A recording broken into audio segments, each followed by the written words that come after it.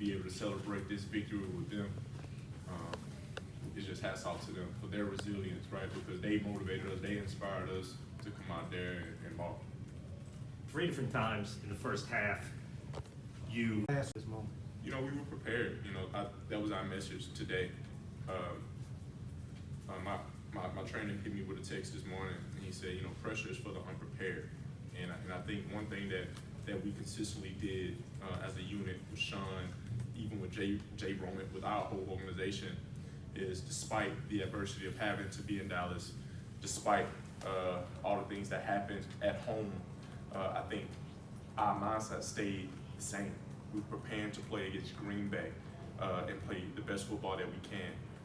So we did this game today.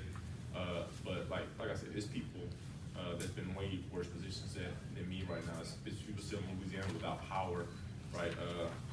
I'll probably reflect when the season's all over, right? But right now, man, we're in a race to get better. We got to keep getting better.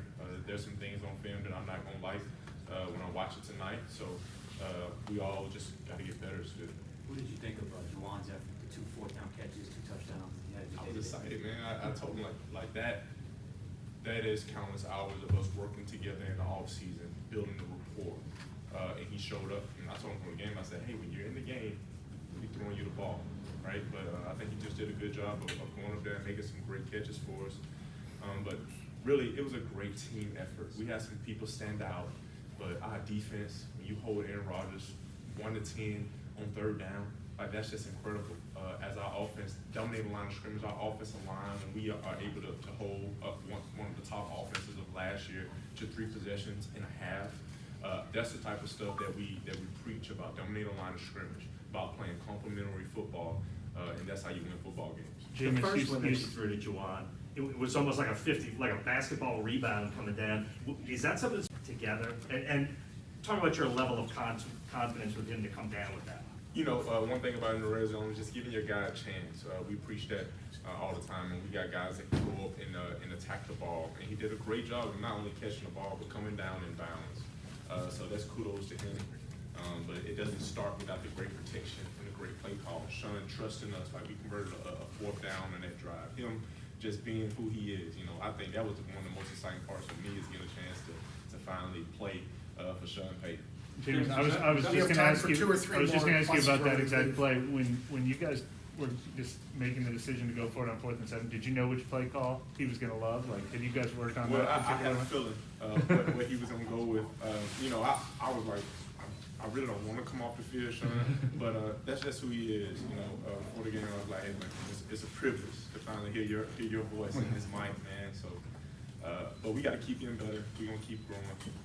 It was a great complimentary win today. And to follow up on what I asked Mario when you were in here about how just Sean handled the whole situation of the 2 weeks in Dallas and sort of not letting the teams get ruffled by that. Yeah, well, we know Sean is a great leader, but we have a great team. Like, this organization is unbelievable. Like Jay Roman, like his planning, the way that we handle the logistics. You know, shout out to our equipment people for being able to manage all the moving. Like, this was like a home game for us. We had everything set up perfectly, and special shout out to Ms. Benson. Like, the way that she invests in us, the way that she provides the opportunity for us to grow and to have no worries. It really tells a lot about this organization. But like Mario said, it starts with the leadership of Sean and him just always being able to adapt to certain things. It starts with us believing in Sean and believing in the people that this organization has put in place to do that job. And I can't forget about Derek too. But we have some great people that are working every single day, just like we're out there working on the practice field to help make our life easier. Drive where we did like a double move with Deontay. I just visualized, like I dreamed about throwing the touchdown in their play.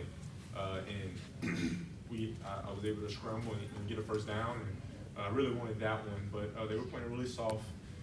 But really, the way that play looked in practice, we've been thinking like, man, we wouldn't call this play, but it was only in that situation where it was a 4th down that we might call it, because it was just a great call, and Sean Payton did what Sean Payton does. We have time for one more. James, on that 4th and 7, Sean said you guys were looking, it was based on a look from something last year. What was that looking, did you know as soon as you heard it, like, that play was gonna be money, and just, what kind of confidence does that give you when the play caller's that locked in? Well, I trust Sean wholeheartedly. Every time he's speaking to me, and like he gets to talking about details, and I'm like, hey coach, I trust you. All right, we're gonna rock with you. But a specific look is just them just playing soft zone. Screens are very good against soft zone coverage. We had Zadarius Smith on Javon, so we know he was gonna get a good rush. So he set him up and slipped right in, and offensive line did a great job of building kind of like a little funnel for him to get behind, and he did a great job getting that extra yardage. All right, thanks everyone.